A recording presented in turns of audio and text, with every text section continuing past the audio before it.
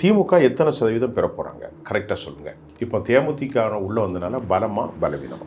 தேமுதிக என்கிற அரசியல் இயக்கம்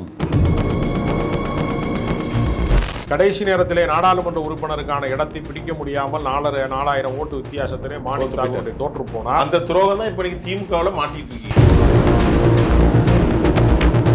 வாசுதேவ வீட்டில் போகும்போது வேலுமணியோட பேசினாங்க, பணம் ஒரு பிரச்சனை இல்லை, எல்லாம் பிரச்சனை இல்லை, அமித்ஷா வந்தார், தேமுதிக கொண்டு வந்து மோடியோட உட்கார வைக்கணும்னு சொன்னார். இப்போ நாமளையும் கூட பேசணும், கூட்டணி முடிஞ்சதுன்னு கூட எல்லாரும் பேசிக்கிட்டு இருந்தோம். அந்த அளவுக்கு நெருக்கமாக இருக்கும்போது டக்குன்னு திமுக வந்த காரணம் என்ன? டக்குன்னு திமுகவுக்கு வந்தது மாதிரி வெளியில் அப்படி ஒரு நியூஸ் பரவுதே தவிர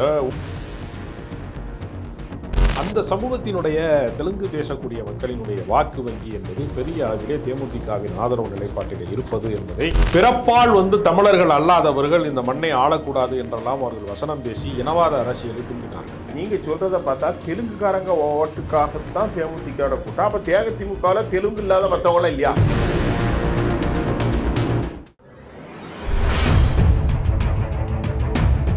நேர்களே, இன்றைக்கு நாம பேச போற மிக முக்கிய ஆளுமை ஜேர்னலிஸ்ட், அரசியல் விமர்சகர், எழுத்தாளர் திரு ராஜகம்பீரன் சார். வாங்க. வணக்கம் ராஜகம்பீரன் சார். இப்போ அநேகமாக கூட்டணி திமுகவில் முடிவான மாதிரி இருக்குது. தேமுதிக கன்ஃபார்ம் ஆயிட்டு, காங்கிரஸ் இழுபறி, மக்கள் நீதி மையம் ப்ளஸ் 2 வந்திருக்காங்க. ஏற்கனவே உள்ள எக்ஸிஸ்டிங் அலையன்ஸ். திமுக எத்தனை சதவீதம் பெற போகிறாங்க கரெக்டாக சொல்லுங்கள். இப்போ தேமுதிக உள்ள வந்தனால பலமா பலவீனமா? தேமுதிக என்கிற அரசியல் இயக்கம் ஏறத்தாழ தொடங்கப்பட்ட அந்த 2005 காலகட்டங்களிலே தொடங்கி முதல் கட்டமாக அவர்கள் கட்சி தொடங்கின காலகட்டங்களிலேயே மிக குறுகிய காலத்திலேயே அவங்க திருமண மண்டபத்தினுடைய ஒரு சிறு பகுதி நெடுஞ்சாலைத்துறையால் எடுக்கப்பட்ட போது அதற்கு திமுக தான் காரணம் என்கிற கோபத்திலே வருத்தத்திலே அவர்கள் இருந்தார்கள். அந்த வன்மத்தை சில பேர் வளர்த்தெடுத்தார்கள் கூட இருந்து. அவர் 2006 முதல் தேர்தலிலே சந்தித்த போது தனித்து மக்களோடும் ஆண்டவனோடும் போற்றி என்று சொல்லியிருந்தார். பின்னாடி அவருடைய வாக்கு சதவீதம் உயர்ந்ததை பார்த்து எடுத்த எடுப்பிலேயே 8.7% வந்தார். அதற்கு அடுத்து நடந்த நாடாளுமன்ற தேர்தலிலே அவருடைய வாக்கு சதவீதம் என்பது 10க்கும் மேலாக ஏறத்தாழ 11% அருகே வந்துவிட்டது. 10% வாக்கு வங்கி இருக்கக்கூடிய ஒரு அரசியல் கட்சியை விட்டுவிடக்கூடாது என்று திமுக, அதிமுக 2 கட்சிகளுமே முயற்சி செய்தது. அந்த பந்தயத்திலே பழம் நழுவி பாலிலே விழுகும் என்று 2011 கலைஞர் சொல்லிக் கொண்டிருந்த போது அந்த பழம் நழுவி அதிமுகவின் பாலிலே விழுந்து விட்டது. அந்த பக்கம் போய் விழுந்து விட்டது. ஆனால் அவர் 41 சீட்டுகள் கொடுத்து 29 எம்எல்ஏ ஜெயித்து எதிர்க்கட்சி தலைவர் வரிசையிலே விஜயகாந்த் அமர்ந்ததற்கு பின்பு 100 நாள் கூட அதிமுகவுக்கும் தேமுதிகவுக்குமான உறவு நீடிக்கவில்லை. விஜயகாந்த் அவர்களுக்கு நான் வளர்த்து விட்டது நான் செய்த மிகப்பெரிய தவறு என்று ஜெயலலிதா வெளிப்படையாக பேச வேண்டிய, விமர்சனம் செய்ய வேண்டிய சூழல் வந்தது.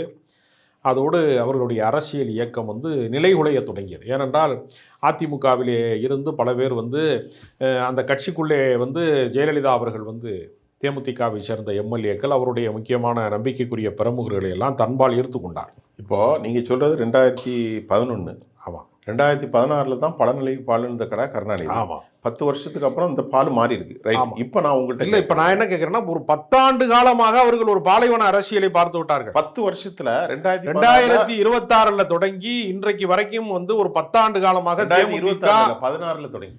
ஆமா, தேமுதிக ஏறத்தாழ ஒரு தேய்விரை காலத்திலே இருந்து இப்பொழுதுதான் மீண்டு இருக்கிறது. இப்ப திமுக இப்போ ஜக்கி வாசுதேவ வீட்டில் போகும்போது வேலுமணியோட பேசினாங்க, பணம் ஒரு பிரச்சனை இல்லை, எல்லாம் பிரச்சனை இல்லை, அமித்ஷா வந்தார், தேமுதிக கொண்டு வந்து மோடியோட உட்கார வைக்கணும்னு சொன்னார். இப்போ நாமளையும் கூட பேசணும், கூட்டணி முடிஞ்சதுன்னு கூட எல்லாரும் பேசிக்கிட்டு இருந்தோம். அந்த அளவுக்கு நெருக்கமாக இருக்கும்போது டக்குன்னு திமுகவுக்கு வந்த காரணம் என்ன? அது டக்குன்னு திமுகவுக்கு வந்தது மாதிரி வெளியில் அப்படி ஒரு நியூஸ் பரவுதே தவிர உண்மையிலேயே நெடுநாள் பேச்சுவார்த்தையில் இருந்திருக்காங்க. அது யாருக்கும் ஊடகங்களுக்கு அவர்கள் தெரியாது.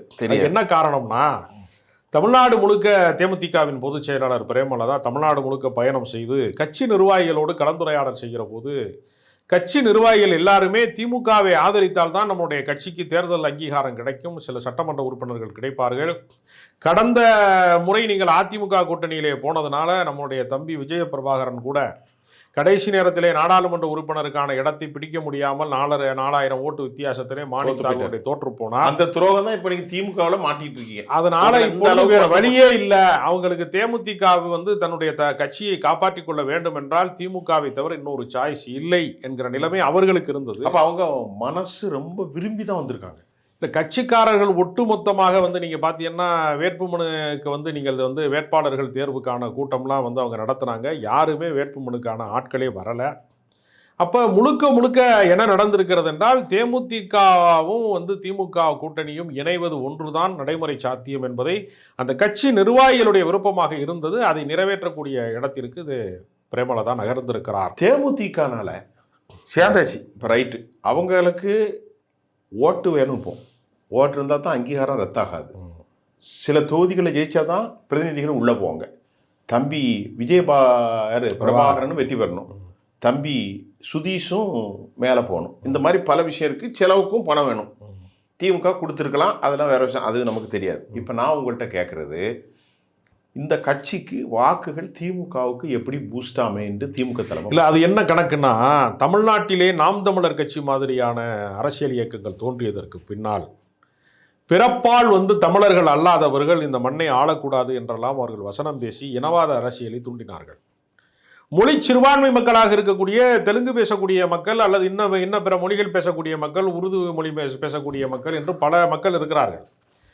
மதுரையிலே பார்த்தீங்கன்னா சௌராஷ்டிரா ஆதரவு இல்லாமல் மதுரையிலே யாரும் வெற்றி பெற முடியாது என்கக்கூடிய அளவிற்கு அங்கு சௌராஷ்டிரா மக்கள் மதுரையிலே இருக்கிறார்கள், வலுவார்கள்.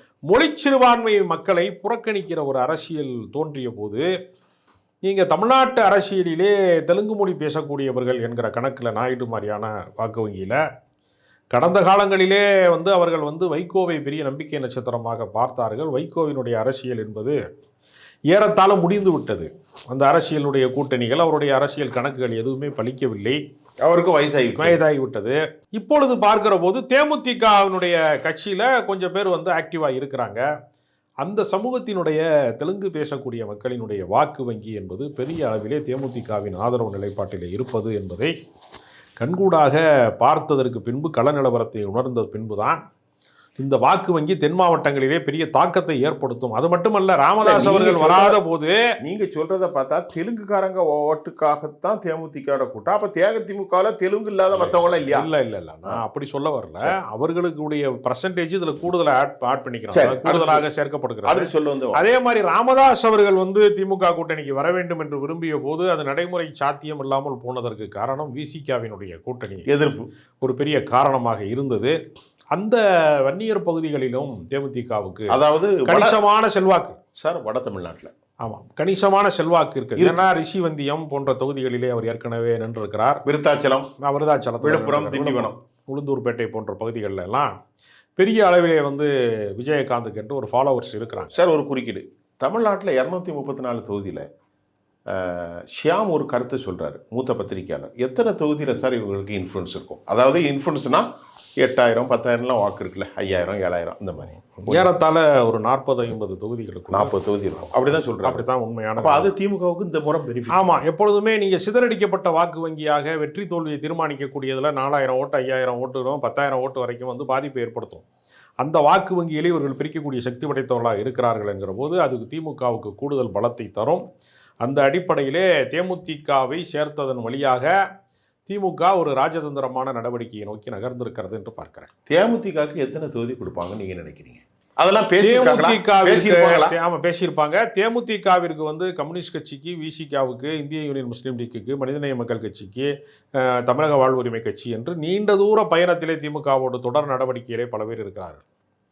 அந்த அளவிலே தான் அவர்களுக்கு என்ன அளவு கொடுக்கிறார்களோ அந்த கணக்கிலே தான் கொடுப்பார்களே தவிர 2011 அவர்கள் பேரம் பேசியது போல 40 தொகுதி அப்படிலாம் கொடுக்க முடியாது. இப்போ இல்லை, எத்தனை தொகுதின்னு சொல்லுங்க. 10க்கும் குறைவான தொகுதிகள் தான் கொடுப்பாங்க. அதான் அவங்க இரட்டை இலக்கம் கேட்குறாங்க. இரட்டை இலக்குக்கு ஆசைப்படுவார்கள். நடைமுறை சாத்தியம் என்பது 10க்கும் குறைவான தொகுதிகளில் ஒரு 7-8 தொகுதிகள் மாதிரி இருக்கு. அது பேசி முடிச்சிருப்பாங்களா? முடிக்காம இந்த கூட்டணி வரல.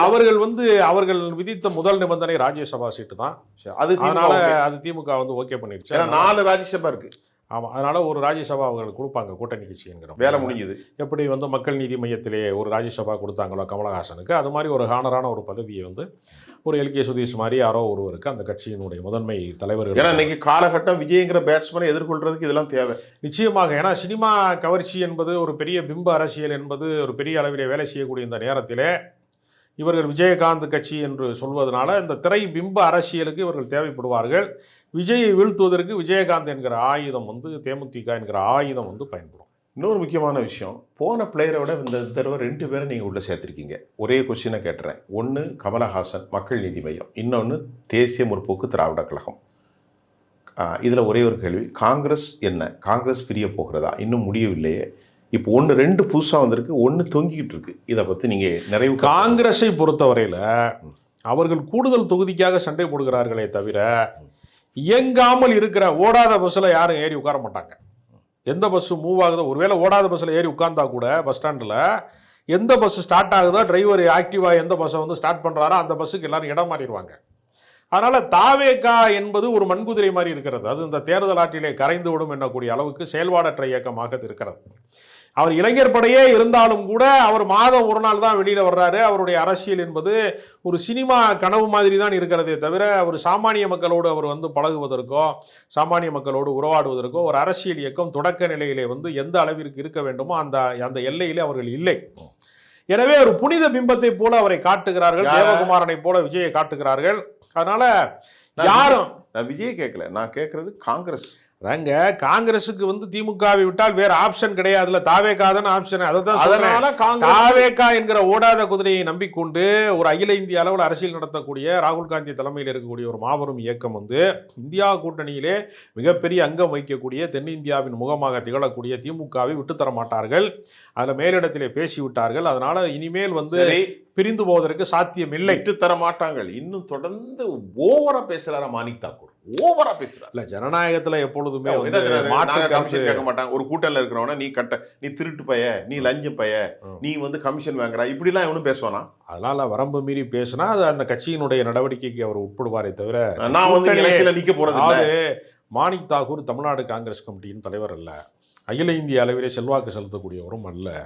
அவரே திமுகவினுடைய வாக்கு வங்கியின் வழியாகத்தான் இந்த வெற்றியை பெற்றிருக்கிறார். அதனால இந்த சலசலப்பெல்லாம் எந்த தேர்தல் அரசியலை எதையும் செய்ய முடியும். அப்போ காங்கிரஸ் உறுதியாக கூட்டணியில், காங்கிரஸ் திமுக கூட்டணி வந்து விலகாத கூட்டணியாகத்தான் இருக்கும். நீரடித்து நீர் விலகாது. இந்த பங்காளி சண்டை என்பது ஒரு தற்காலிகமானது. அப்படி என்றால் உங்களுக்கு 2 பூஸ்ட், ஒன்று மக்கள் நீதி மையம், ஒன்று தேமுதிக. இது உங்களுக்கு இந்த முறையில் பெரிய அளவில் வளர்ச்சி தரும். எத்தனை சதவீதம் வளர்ச்சி தரும்? ஒன்றே சுருக்கமா.